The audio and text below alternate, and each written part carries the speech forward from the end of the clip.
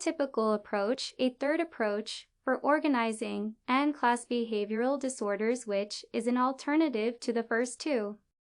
It is a prototypical approach. It identifies some essential characteristics of a dissent. It also allows for certain non-essential variations that do not necessarily change the classification. With this approach classifying the disorder by differentiable features or properties, any candidate must meet, but not all of them to fall in that category. In depression, there are 5 important symptoms such as depressed mood, all the DAV, insomnia, fatigue, and feeling of worthlessness. For a person might have 3 or 4 of the characteristics of depression, but not all 5 of them. Yet we still diagnose the person as depressed.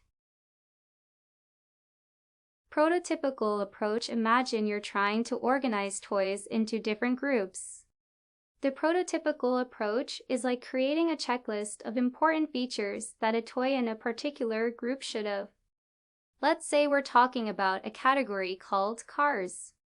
A toy car should have wheels, a body, and maybe some windows. Now, some toy cars might have different colors or slightly different shapes, but as long as they have the main features, we still consider them part of the cars category. In the same way, when psychologists use the prototypical approach for organizing and classifying behavioral disorders, they pick out some key things that are really important for a disorder. For example, when looking at depression, they might say a person needs to have at least a few out of 5 important symptoms, like feeling sad all day, losing weight, having trouble sleeping, feeling tired, and thinking they're worthless. So, even if someone doesn't have all 5 symptoms but has a few, they can still be put into the category of depressed using this approach.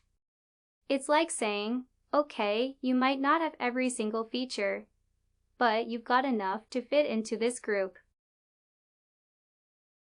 सोचिए कि आप खिलौनों को विभिन्न समूहों में व्यवस्थित कर रहे हैं।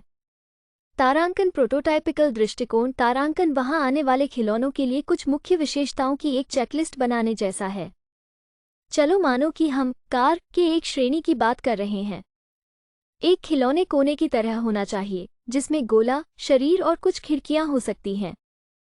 अब कुछ खिलौनी अलग अलग रंगों में हो सकती हैं या थोड़ी से अलग अलग आकार की हो सकती हैं, लेकिन जब तक उनमें मुख्य विशेषताएं हैं, हम उन्हें अब भी कार के हिस्से के रूप में मानते हैं। उसी तरह, जब मनोविज्ञानी मानसिक विकारों को व्यवस्थित और वर्गीकृत करने के लिए प्रोटोटाइपिकल दृष्टिकोण का उपयोग करते हैं, वे किसी विकार की कुछ मुख्य बातें निकालते हैं जो सचमुच महत्वपूर्ण हैं।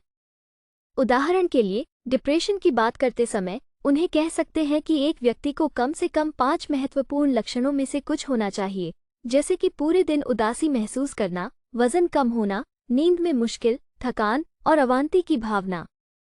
तो यदि किसी के पास 5 लक्षण नहीं हैं, लेकिन कुछ है, तो भी हम उसे इस श्रेणी में डिप्रेस्ड घोषित कर सकते हैं। यह एक तरह से कहने के सामान्य तरीके हैं। ठीक है, शायद आपके पास हर विशेषता नहीं है, लेकिन आप में इस समूह में फिट होने के लिए पर्याप्त है।